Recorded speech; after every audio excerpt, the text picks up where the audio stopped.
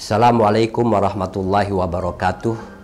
Bismillahi walhamdulillah wassalatu wassalamu ala rasulillah Muhammad ibn Abdillah wa ala alihi wa sahbihi wa man tabi'ahum bi ihsanin ila yaumil qiyamah, amma ba'du.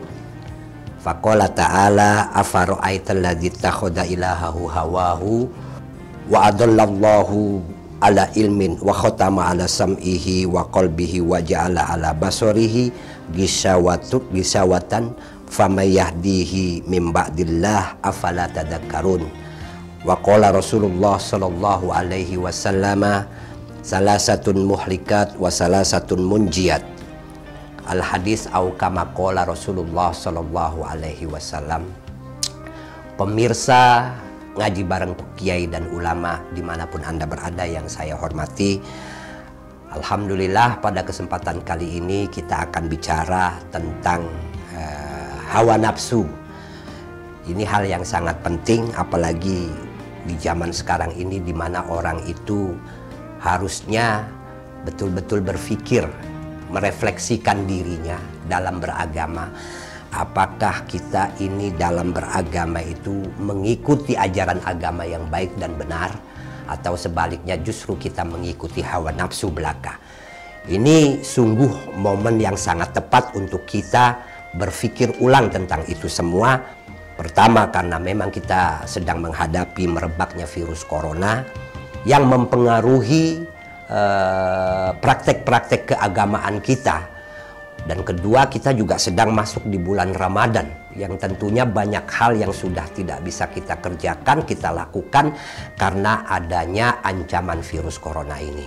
Nah, ketika kita bertanya kepada diri sendiri, apakah kita ini menjalankan ajaran agama selama ini berdasarkan ilmu yang diajarkan oleh agama, baik dari Al-Quran ataupun Sunnah Rasulullah, atau berdasarkan hawa nafsu? Itu bisa diukur dengan apa yang kita pilih di zaman sekarang ini. Contoh sederhana, kita tahu bahwa virus corona ini adalah menurut penjelasan para pakarnya merebak dan menular berdasarkan dari manusia ke manusia. Oleh sebab itu kegiatan-kegiatan keagamaan yang sifatnya mengundang banyak kerumunan massa itu diminta untuk tidak diadakan. Faktanya banyak orang kemudian walaupun tidak terucap itu merasa keberatan dengan anjuran-anjuran seperti itu. Walaupun banyak juga yang tentu memang menyadari bahwa kita tidak perlu melakukan perkumpulan karena ibadah bisa kita lakukan di rumah masing-masing. Terutama di bulan Ramadan ini seperti salat tarawih yang membutuhkan, yang biasanya kita lakukan di masjid, sekarang ini diminta untuk tidak dilakukan di masjid. Bagi mereka yang berpikir rasional, mau mengikuti anjuran kesehatan, mau mengikuti anjuran pemerintah, tidak ada masalah. Karena apa? Faktanya ibadah tarawih, membaca Quran, sholat fardu dan lain sebagainya tetap bisa dilaksanakan di rumah kita masing-masing. Tapi ada yang menolak dengan alasan kadang-kadang tidak rasional. Karena setelah kita kembali kepada ilmu dalam fikih, semuanya itu bisa dijelaskan bahwa ibadah di rumah itu bisa kita lakukan. Corona tidak akan pernah mengurangi kemauan, tidak akan pernah mengurangi kesempatan kita untuk meningkatkan ibadah, meningkatkan taqarrub kita kepada Allah Subhanahu wa Ta'ala. Hanya ada sedikit perubahan yang itu pun dilakukan demi kesehatan kita bersama. Tapi banyak orang yang ngotot. Nah, yang ngotot-ngotot ini biasanya adalah orang-orang yang tidak terbimbing oleh ilmu pengetahuan. Mereka seharusnya mengoreksi diri, apakah cara beragama saya selama ini berdasarkan ilmu atau berdasarkan hawa nafsu. Itu sebabnya di dalam Al-Quran Allah menegaskan, afara'aita manittakhadha ilahahu hawahu wa adallallahu ala ilmin wa khatama ala sam'ihi wa qalbihi wa ja'ala ala basarihi gisawatan famayahdihi min ba'dillahi afala tadakkarun. Ayat ini Surah Al-Jasiyah ayat ke-23 menegaskan ternyata ada orang itu yang beragama itu berdasarkan hawa nafsu. Jadi mereka itu tidak mengikuti ilmu pengetahuan agama yang baik dan benar. Sehingga dalam momen-momen tertentu mereka lebih ngotot. Seperti di zaman sekarang ini. Ada anjuran dari pemerintah, bahkan banyak ulama yang sudah memberikan fatwa untuk tidak melakukan perkumpulan manusia.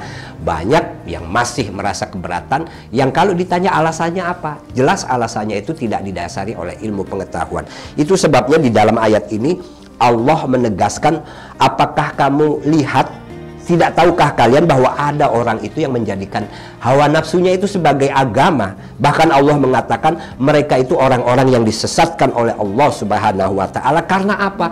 Karena mereka meninggalkan ilmu pengetahuan. Mereka tidak belajar ilmu agama dengan baik, tidak belajar fikihnya, tidak belajar akidahnya, tidak belajar tafsirnya, tidak belajar yang betul-betul merupakan produk dari pemikiran para ulama. Padahal agama ini tidak pernah mengajak orang itu untuk menjadi susah, karena agama itu tidak memberatkan. Justru agama itu sangat memudahkan.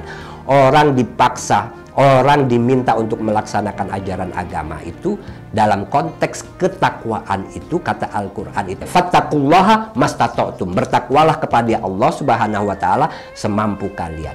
Contoh sederhana, dalam kehidupan sehari-hari, katakan tidak ada corona, sholat wajib 5 waktu dengan berbagai rakaatnya, subuh 2, maghrib 3, isya 4 dan lain sebagainya. Dan kalau kita mengadakan perjalanan dengan jarak tertentu, itu ada rukhsah. Yang tadinya 4 rakaat zuhur dan asar bisa diringkas menjadi 2 rakaat. Bahkan bisa dikosor, ada rukhsah.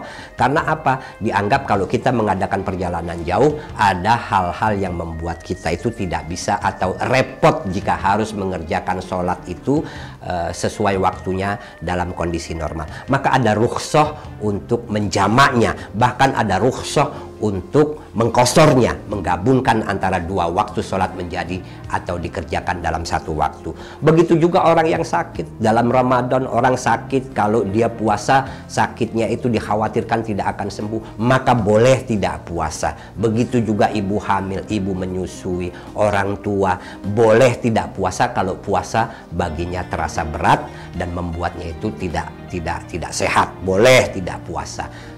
Begitu juga sholat. Jadi orang yang tidak mampu sholat berdiri dibolehkan sholat sambil duduk. Yang tidak bisa duduk boleh sholat sambil berbaring.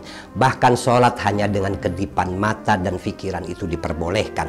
Kalau orang sudah tidak bisa mengedipkan mata, tidak bisa berpikir, maka dia tidak perlu sholat, tapi disolati. Artinya dia sudah meninggal dunia. Agama ini sangat memudahkan, tidak ada agama itu mempersulit orang lain. Bahkan Nabi besar Muhammad SAW itu bersabda, innama bu'istu bil hanifiyatis samhah. Sungguh aku ini diutus dengan ajaran agama yang cenderung kebaikan, cenderung pada kebaikan, dan ajaran agama yang selalu memudahkan siapapun yang menjalankan ajaran agama itu.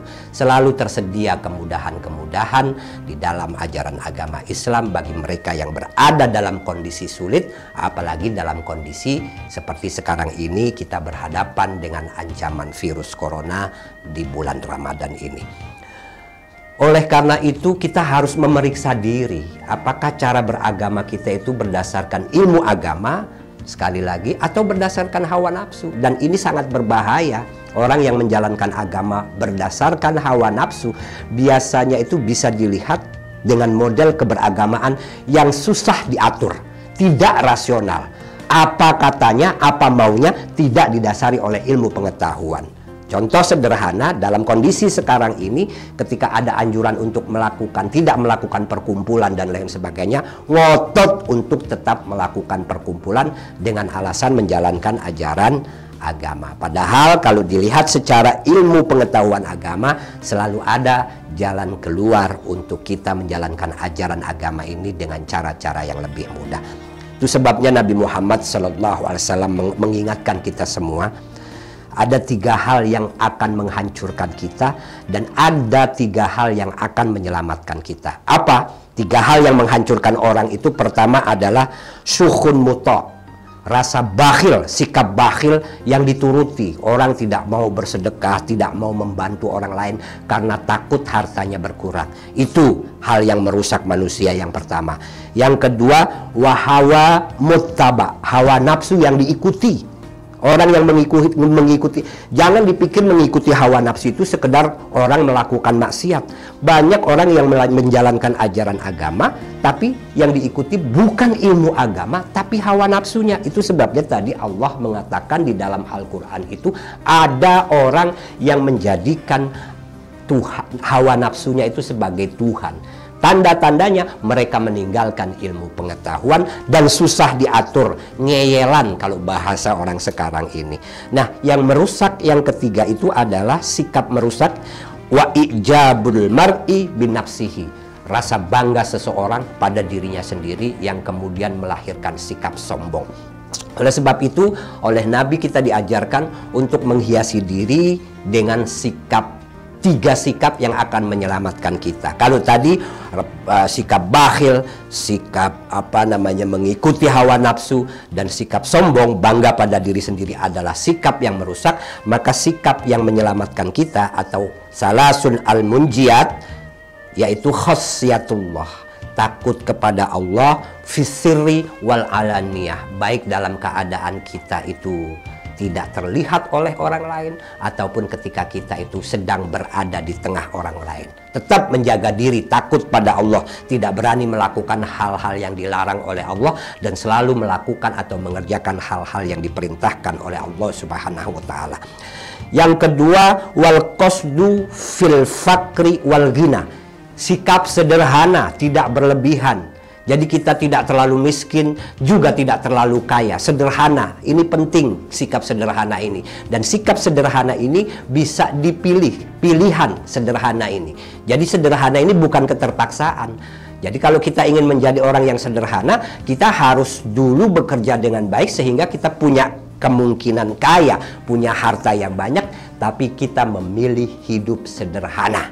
Kalau orang miskin bukan memilih hidup sederhana, itu namanya memang dia miskin gitu loh. Maka dalam ajaran sederhana ini adalah ada pertama anjuran agar kita itu giat bekerja sehingga kita memiliki kemampuan mencari rezeki dengan baik. Tapi ketika kita sudah sukses, tetap kita memilih untuk menjalani hidup secara sederhana. Baik apa yang kita konsumsi sederhana, yang kita pakai sederhana, lebihnya justru kita gunakan untuk membantu orang lain. Dan sikap yang ketiga adalah yang akan menyelamatkan kita, wal adlu fil ghadabi waridho, sikap adil baik dalam cinta maupun dalam membenci. Jadi tidak boleh berlebihan mencintai orang dan juga tidak boleh berlebihan membenci orang, harus adil. Nah, tiga sikap inilah yang akan menyelamatkan kita. Demikian tausiah pada kesempatan kali ini, mudah-mudahan bermanfaat buat kita semua. Akhirul kalam, wallahul muwaffiq ila aqwamit thoriq. Wassalamualaikum warahmatullahi wabarakatuh.